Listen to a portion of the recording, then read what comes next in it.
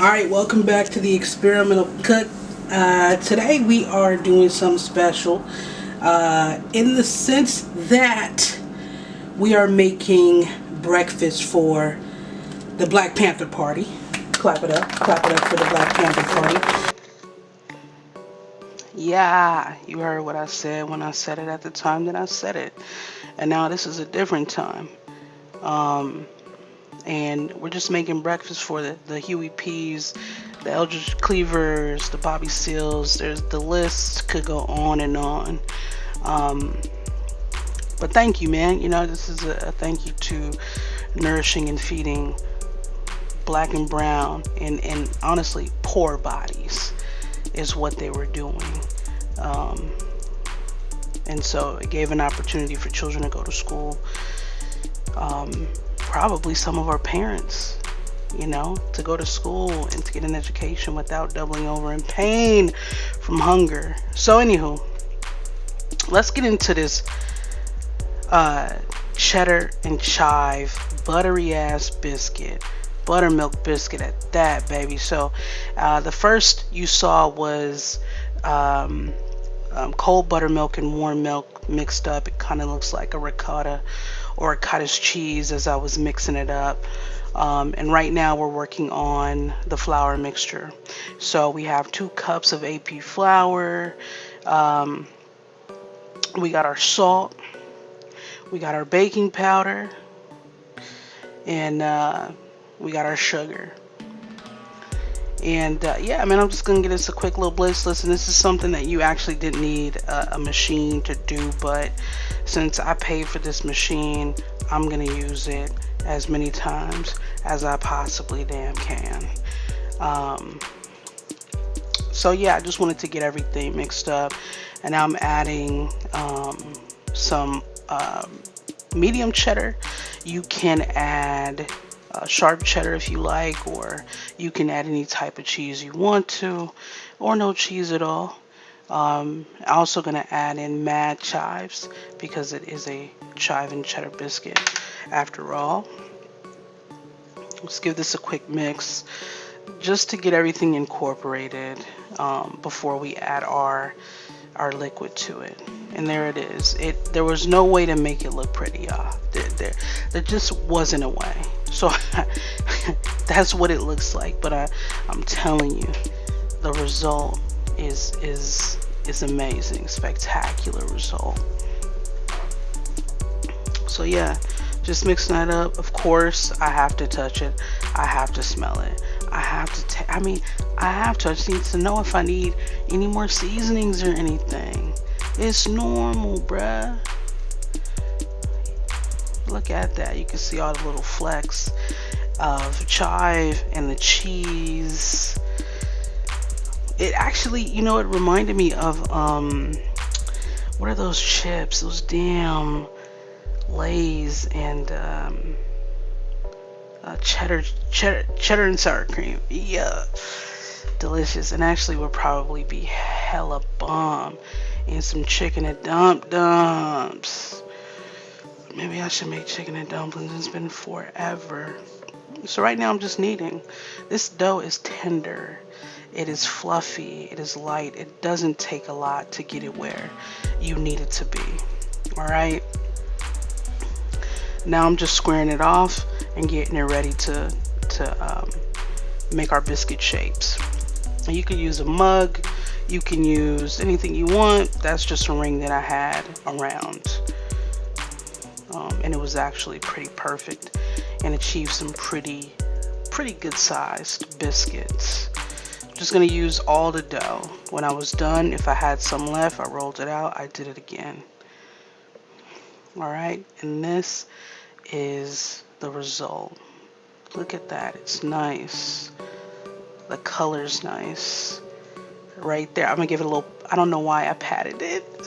I don't know. I was watching this, editing this shit back, and I was like, why did I pat it? Like, oh man.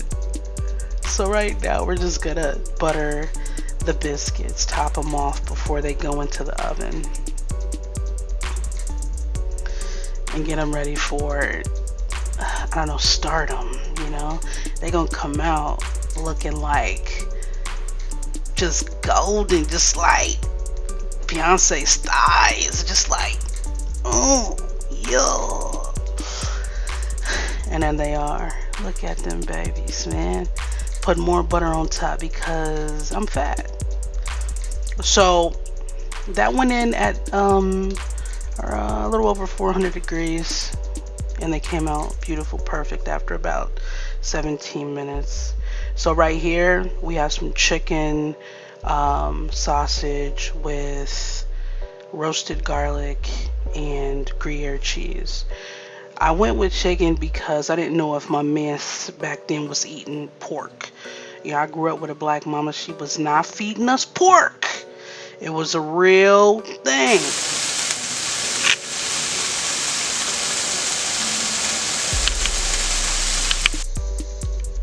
And in fact, I didn't start eating pork, bacon until I was in my 20s.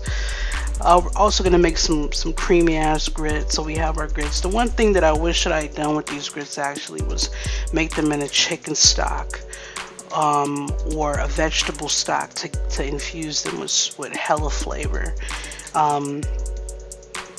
Yeah. You know, I just wanted to pause for a second and get to these eggs. Look at these eggs, proof of the African diaspora.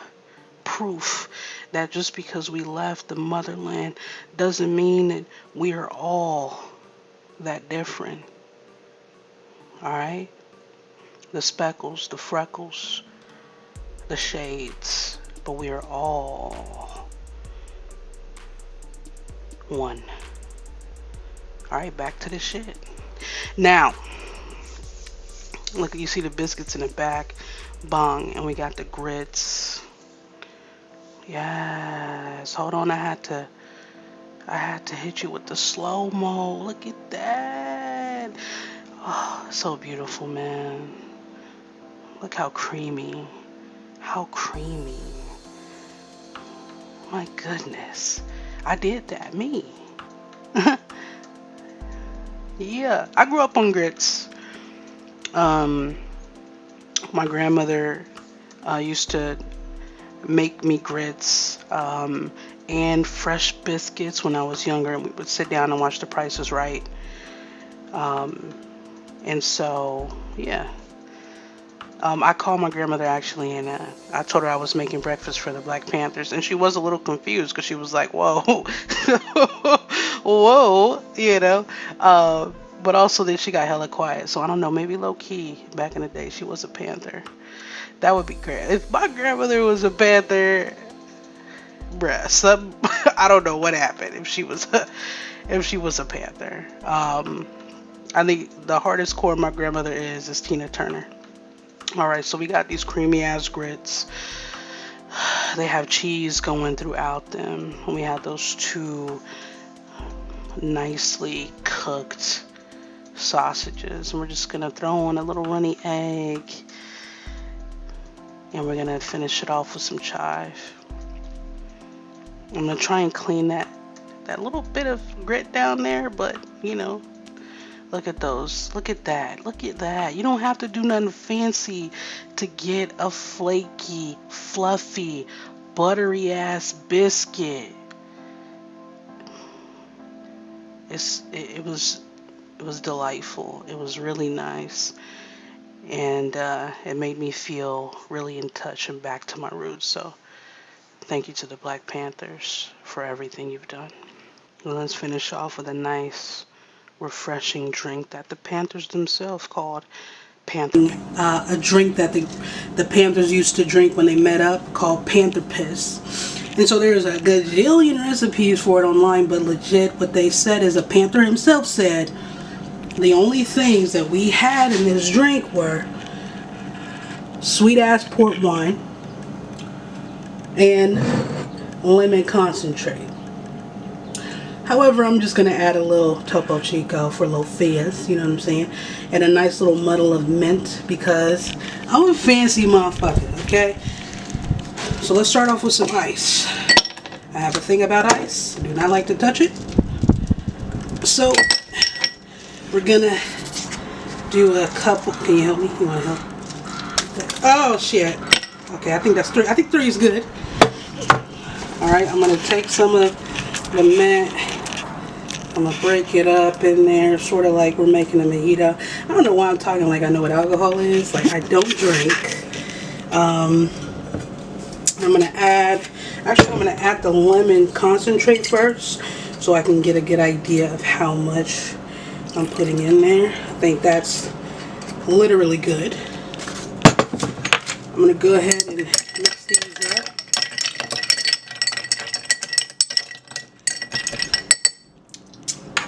I have no idea what I'm doing. Okay, and then we're going to add some pork. Yeah, it's a lot. But it's sweet. It's like, it's an interesting flavor that I've never had before because, again, I don't explore drinking. And then Topo Chico, one of the best fizzy waters on the planet with a twist of lime. And we're just going to add some of that in. It's a nice morning drink. We're just going to give this another mix to get all those flavors mixed up. I'm going to take a little small taste. Delicious! Panther, okay, I mean, it's alright. I mean, maybe if this was like watermelon juice instead of the, what is it? No, port. Because alcohol and I don't really get along well. But, look at it, man. This is this is a 2021 refresher for those Panther meetings. You don't have to leave feeling heavy. It's light and delicious. And it goes along well with some biscuits, grits, eggs, and sausage. Now, the experimental cook. Well, yeah, baby. It's not bad.